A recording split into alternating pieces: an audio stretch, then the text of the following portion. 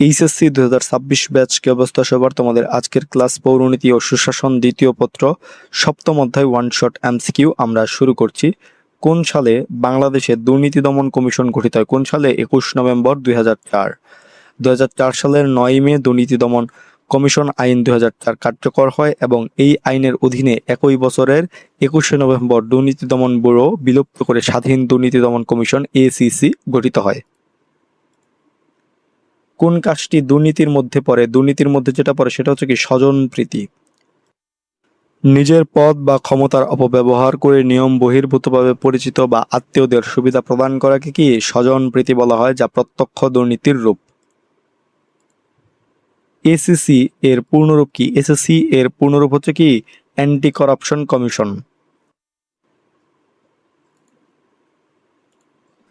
দুর্নীতি দমন কমিশন আইন পাশ হয় কত সালে? 2004 সালে দুর্নীতি দমন কমিশন আইন পাশ হয়। 2004 সালের 17 ফেব্রুয়ারি দুর্নীতি দমন কমিশন আইন সংসদ কর্তৃক গৃহীত বা পাশ হয় এবং 23 ফেব্রুয়ারি রাষ্ট্রপতির সম্মতি পায়। পরবর্তীতে 21 নভেম্বর কমিশনটি আনুষ্ঠানিকভাবে কার্যকর হয়। সাংবিধানিক প্রতিষ্ঠান হিসেবে কোনটিকে বিবেচনা করা যায় না? কোনটিকে? সেটা হচ্ছে কি দুর্নীতি দমন কমিশনকে কি সাংবিধানিক প্রতিষ্ঠান হিসেবে বিবেচনা করা যায় না। যে সকল প্রতিষ্ঠান সরাসরি সংবিধানে উল্লেখ রেখে সংবিধানের বিধান দ্বারা গঠিত হয় সেগুলোকে কি সাংবিধানিক প্রতিষ্ঠান বলা হয়, যেমন নির্বাচন কমিশন, পিএসসি, সিএজি। কিন্তু দুদক এসএসসি গঠিত হয়েছে 2004 সালের একটি সাধারণ আইনের মাধ্যমে, তাই এটি কি একটি সংবিধিবদ্ধ সংস্থা সমূহ বা আইনগত প্রতিষ্ঠান, কিন্তু সাংবিধানিক প্রতিষ্ঠান নয়। বাংলাদেশ সংবিধান দ্বারা স্থাপিত সম্পূর্ণ স্বাধীন ও নিরপেক্ষ প্রতিষ্ঠান কোনটি? বাংলাদেশ সংবিধান দ্বারা স্থাপিত সম্পূর্ণ স্বাধীন ও নিরপেক্ষ প্রতিষ্ঠান হচ্ছে কি নির্বাচন কমিশন। সংবিধানের 118 নম্বর অনুচ্ছেদে অনুযায়ী নির্বাচন কমিশন একটি স্বাধীন ও স্বায়ত্তশাসিত সাংবিধানিক প্রতিষ্ঠান। তো এখানে সঠিক উত্তর কি নির্বাচন কমিশন। নির্বাচন কমিশন কিভাবে নির্বাচন পরিচালনা করে? সংবিধান অনুযায়ী নির্বাচন পরিচালনা করে।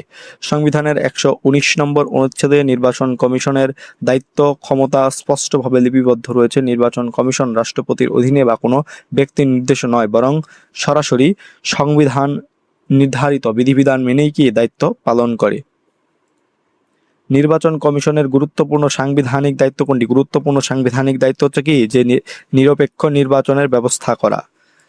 নির্বাচন কমিশনের মূল সাংবিধানিক কাজ হলো একটি অবাধ, সুষ্ঠু ও নিরপেক্ষ নির্বাচন উপহার দেওয়া, ভোটার তালিকা তৈরি করা বা ব্যালট বাক্সের ব্যবস্থা করা এবং নির্বাচন সংক্রান্ত দায়িত্ব পালনে পদক্ষেপ গ্রহণ করা।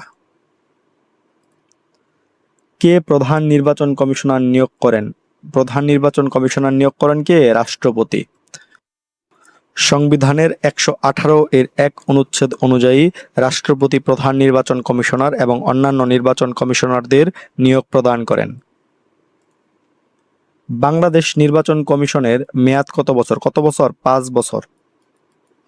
সংবিধানের 118 এর 3 অনুচ্ছেদ অনুযায়ী প্রধান নির্বাচন কমিশনার ও অন্যান্য কমিশনারগণ দায়িত্ব গ্রহণ হতে 5 বছর পর্যন্ত মেয়াদের জন্য পদে বহাল থাকেন। বাংলাদেশ সুপ্রিম কোর্ট জনাব এ বনাম বাংলাদেশ নামক মামলায় রাষ্ট্রপক্ষের আইনজীবী কি হবেন? রাষ্ট্রপক্ষের আইনজীবী হবেন হচ্ছে কে? Attorney general.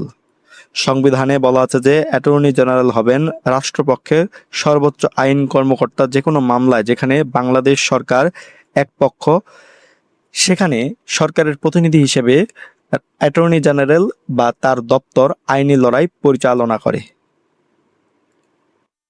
বাংলাদেশের সর্বোচ্চ আইন কর্মকর্তা কে? বাংলাদেশের সর্বোচ্চ আইন কর্মকর্তা হচ্ছেন কে? Attorney general. কে? Attorney general. সংবিধানের 64 অনুচ্ছেদ অনুযায়ী রাষ্ট্রপতি কর্তৃক নিযুক্ত অ্যাটর্নি জেনারেল হলেন বাংলাদেশের সর্বোচ্চ আইন কর্মকর্তা, chief legal adviser. Attorney general কে নিয়োগ দেন? অ্যাটর্নি জেনারেল ও নিয়োগ দেন কে? রাষ্ট্রপতি। সংবিধানের 64(1) অনুচ্ছেদ অনুযায়ী সুপ্রিম কোর্টের বিচারপতি হওয়ার যোগ্যতা সম্পন্ন কোনো ব্যক্তিকে রাষ্ট্রপতি অ্যাটর্নি জেনারেল পদে নিয়োগ দান করেন। প্রজাতন্ত্রের পক্ষে জটিল আইনের ব্যাখ্যা প্রদান করেন কে? প্রজাতন্ত্রের পক্ষে জটিল আইনের ব্যাখ্যা প্রদান করেন হচ্ছে কে? Attorney general. সংবিধানের 64(2) অনুচ্ছেদ অনুযায়ী রাষ্ট্রপতি কর্তৃক প্রেরিত যে কোনো আইনি বিষয়ে সরকারকে পরামর্শ প্রদান করা এবং জটিল আইনি ব্যাখ্যার দায়িত্ব অ্যাটর্নি জেনারেল পালন করেন। সরকারের আইন বিষয়ক উপদেষ্টা হিসেবে দায়িত্ব পালন করেন কে? Attorney general. প্রধান বিচারপতি বিচার বিভাগের প্রধান এবং আইনমন্ত্রী প্রশাসনিক মন্ত্রী। তবে সরকারকে সকল সাংবিধানিক ও আইনি বিষয়ে প্রধান আইনি উপদেষ্টা হিসেবে পরামর্শ দেন অ্যাটর্নি জেনারেল।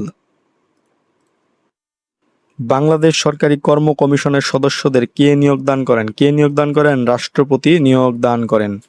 সংবিধানের 138(1) অনুচ্ছেদ অনুযায়ী পাবলিক সার্ভিস কমিশনের অর্থাৎ কি পিএসসি চেয়ারম্যান ও অন্যান্য সদস্যদের নিয়োগ সরাসরি রাষ্ট্রপতি প্রদান করে থাকেন। বাংলাদেশ সরকারি কর্ম কমিশনের মূল লক্ষ্য কি? মূল লক্ষ্য হচ্ছে কি যে সরকারি চাকরিতে নিয়োগ বিসিএস সহ সরকারের বিভিন্ন ক্যাডার নন ক্যাডার পদে মেধার ভিত্তিতে উপযুক্ত ও যোগ্য প্রার্থী বাছাই করাই হচ্ছে কি সরকারি কর্ম কমিশনের মূল লক্ষ্য ও উদ্দেশ্য। সংবিধানের কত অনুচ্ছেদে সরকারি কর্ম কমিশনের গঠন উল্লেখ আছে? সেটা হচ্ছে কি 137 নং অনুচ্ছেদে। সংবিধানের 137 নম্বর অনুচ্ছেদে সরকারি কর্ম কমিশন গঠনের কথা কি বলা হয়েছে? বাংলাদেশ সরকারি কর্ম কমিশন কত সালে গঠিত হয়? 1972 সালে বাংলাদেশ সরকারি কর্ম কমিশন গঠিত হয়। সরকারি কর্ম কমিশন প্রয়োজন কেন? কারণ হচ্ছে কি সরকারি কার্য পরিচালনার জন্য উপযুক্ত প্রার্থী বাছাই করার জন্য। নিরপেক্ষ ও মেধাভিত্তিক পরীক্ষার মাধ্যমে প্রজাতন্ত্রের কাজের জন্য যোগ্য ও দক্ষ কর্মকর্তা কর্মচারী বাছাই করতে পিএসসি একটি স্বাধীন সুপারিশকারী প্রতিষ্ঠান হিসেবে কাজ করে। বাংলাদেশ সরকারি কর্ম কমিশন কোন ধরনের প্রতিষ্ঠান? এটিও কি একটি সাংবিধানিক প্রতিষ্ঠান।